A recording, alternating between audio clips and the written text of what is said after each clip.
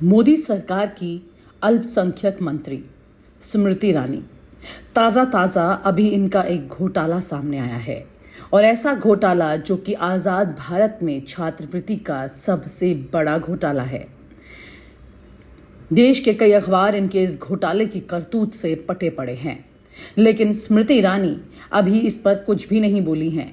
मामला सीबीआई तक पहुंच गया है। अक्सर सबकी क्लास लगाती दिखती स्मृति ईरानी अब बिल्कुल खामोश हैं, कुछ भी नहीं बोल रही हैं। मीडिया को उन्होंने यही कहा है कि जब बोलना होगा तब सामने आएंगी। अभी स्मृति ईरानी ये तैयारी कर रही होंगी कि कब क्या बोलेंगी, लेकिन इससे पहले स्मृति ईरानी के लिए मुसीबतें खड़ी हो चुकी हैं। जो लोग जुड़े हुए उन्हें बता दूं, ये खबर जो आप देख रहे हैं दैनिक भास्कर में, ये मुकेश जी ने खुद ये पूरी खबर की है। और आप ध्यान से इनकी बात सुनिएगा, क्योंकि बहुत इंपॉर्टेंट है ये समझना कि ये घोटाला किस तरह से हुआ, कितना बड़ा है, और जिसकी जिम्मेदारी इस घोटाले के ऊपर बनेगी पूरी तरह से स्मृति ईरानी, वो दरअसल अब क्या जवाब देंगे। लोगों का जो ट्रैकिंग है सिस्टम, इसमें 2016 से इसलिए शुरू होता है क्योंकि एक नेशनल स्कॉलरशिप पोर्टल उस समय शुरू हो गई थी और ये पूरी स्कीम डिजिटल हुई और उसकी वजह से ये फ्रॉड सामने आ पाया। तो एनएसपी में एक व्यवस्था थी कि अगर स्कॉलरशिप में कोई फ्रॉड हो तो उसका कहीं से कहीं कोई रेड फ्लैग उसमें दिखना चाहिए। यानी कि किसी इंस्टीट्यूशंस का में अगर 500 बच्चे हैं और 1000 स्कॉलरशिप जाने लग गई तो एक रेड फ्लैग उसमें आ जाएगा। अगर किसी बैंक खाते में 500 लोग हैं और 5000 स्कॉलरशिप जाने लग गई तो एक रेड फ्लैग डैशबोर्ड में आएगा कि कुछ दाल में काला है। और इस तरह के रेड फ्लैग, कम से कम 10 रेड फ्लैग थे जो एनएसपी में थे। तो इस देश में जो माइनॉरिटी की इंस्टीट्यूशंस हैं जिनके जरिए ये स्कॉलरशिप जाती है, ऐसी इंस्टीट्यूशन की संख्या 1,80,000 है। इन 1,80,000 इंस्टीट्यूशंस में से सिर्फ और सिर्फ उन संस्थाओं को जांच के दायरे में लिया गया जिन पर रेड फ्लैग सामने आए थे। उन रेड फ्लैग के दायरे में आई 1,572 संस्थाओं की जांच शुरू हुई। और जांच किसी सरकारी संस्था ने नहीं की।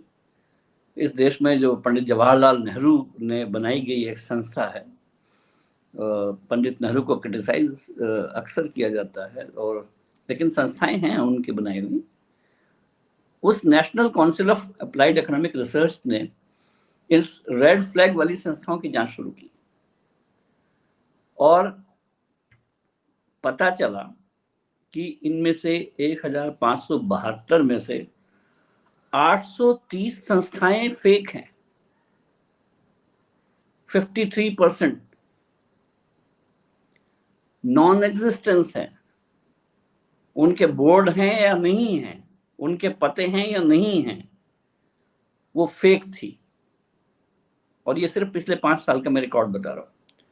इन 830 संस्थाओं के जरिए माइनॉरिटी इंस्टीट्यूशंस के माइनॉरिटी बच्चों को 8 करोड़ 30 लाख स्कॉलरशिप दी, 8 करोड़ 12 लाख स्कॉलरशिप दी गई। मुझसे बहुत डेटा में गड़बड़ हो सकती है बोलने में, लेकिन जो हमारे अखबार में है वो बहुत प्रिसाइज लगा हुआ है। 8 करोड़ 12 लाख स्कॉलरशिप डिसबर्स की गई और उसमें से 4 करोड़ 30 लाख छात्रवृत्तियां उन छात्रों को गई जो छात्र थे ही नहीं, जिनके बैंक खाते थे। जैसे मृत रोगियों को चला गया वहां पर पैसा। ये तो बच्चे ही थे, इन बच्चे थे, इनके माँ बाप थे, इनके बैंक अकाउंट थे, वो उनके खातों में ट्रांसफर हो रहे थे। वो बैंक खाते फेक थे, बच्चे के नाम फेक थे, इंस्टीट्यूशंस के नाम फेक थे। उसको प्रमाणित करने की जिम्मेदारी जिला अधिकारी की थी, उसने प्रमाणित किया। और 5 साल तक अनियमितताएं नहीं कहेंगे ना मुकेश जी, ये तो सीधे सीधे घोटाला हुआ। भयंकर घोटाला है ये, भयंकर घोटाला है। और ये अभी 1,80,000 इंस्टीट्यूशंस में से सिर्फ 1572 इंस्टीट्यूशंस को चेक किया गया है। आप 1 लाख 80,000 इंस्टीट्यूशंस कह रहा हूं मैं, उसमें बच्चे जितने जुड़ेंगे मुझे नहीं पता, उसमें से जो सैंपल साइज था वो 1,572 है। और अगर आप इसकी पूरी जांच करनी शुरू कर देंगे तो किस जगह पहुंचेंगे। लेकिन आप सभी ने देखा होगा कि कैसे स्मृति ईरानी देश के एक चैनल पर जब जाकर बैठी और वहां पर उनके एंकर सुधीर चौधरी से बात कर रही थी, तो इंटरव्यू में सवाल का जवाब सीधे देने की जगह उन पर कटाक्ष करने लगी और ये कटाक्ष अब उनको भारी पड़ने वाला है। सुधीर चौधरी ने उसी मंच से उन्हें भी धमकी तो दे दी थी, लेकिन अब उसके असर दिखाई देने वाले हैं। इंटरव्यू खत्म हो गया, वीडियो वायरल हो गया, लेकिन अब उसके असर दिखाई देंगे। जब टमाटर 250-300 रुपए हुआ तो आपके घर में भी बात होती थी टमाटर के बारे में कि थोड़े दिन कम कर दिया जाए? आप शायद ट्रिविलाइज करना चाहें और इसको थोड़ा नहीं, मैं ट्रिविलाइज नहीं कर रहा, बट ये ट्रिविलाइजेशन हो इसी को व्हाट अबाउटरी कहते हैं कि मैं आपसे पूछूं, फिर आप कहेंगे कि अच्छा पहले ऐसा होता नहीं है। मैं भी पूछ सकती हूँ सुधीर जी, क्या हुआ जब आप जेल में थे? लेकिन आपको ये बता दें कि स्मृति ईरानी ने सुधीर चौधरी पर जो कटाक्ष किया था, जो जेल भेजने की बात याद दिलाई थी, दरअसल वो किसकी वजह से थी।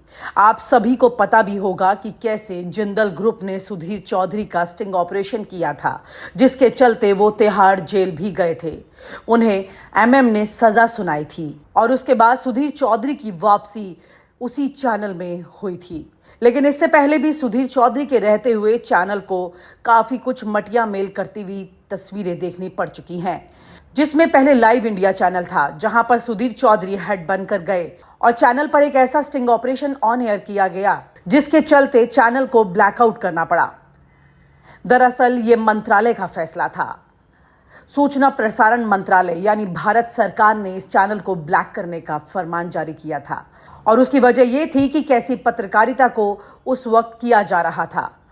सुधीर चौधरी की वजह से उस वक्त उस चैनल को ब्लैक करना पड़ा था और उसके बाद जिंदल का ये स्टिंग ऑपरेशन, जिसके चलते जी न्यूज को काफी बदनामी देखनी पड़ी और अब आज तक चैनल, जहां पर स्मृति ईरानी ने सामने ही सबके आगे सुधीर चौधरी को उनका इतिहास याद दिला दिया। लेकिन स्मृति ईरानी को बोलते बोलते ही शायद यहां पर यह एहसास हो गया था कि ये बात उनके लिए भारी पड़ने वाली है। लगे हाथ उन्होंने माफी भी मांग डाली। फॉर इंस्टेंस, और मैं जेन्युइनली माफी चाहूंगी इसलिए क्योंकि मैंने आप पर पर्सनल कटाक्ष किया। लेकिन स्मृति ईरानी का घोटाला और उनका ये बड़बोलापन अब उनके लिए भारी पड़ने वाला है। यहां पर सुधीर चौधरी होते या कोई और, स्मृति ईरानी की क्लास लगनी तय है। दिल्ली दरबार अब इनसे नाराज है। स्मृति ईरानी के ऐसे शब्दों की वजह से बीजेपी को मुसीबतें झेलनी पड़ सकती हैं, क्योंकि अभी से ही राहुल गांधी ने अमेठी की दिशा तय कर ली है। अब स्मृति ईरानी इस तरह के अंदाज से तो कम से कम ये युद्ध नहीं लड़ पाएंगी। आप हमसे जुड़े रहने के लिए सब्सक्राइब करें YouTube पर, फॉलो करें Twitter पर और लाइक करें Facebook पर।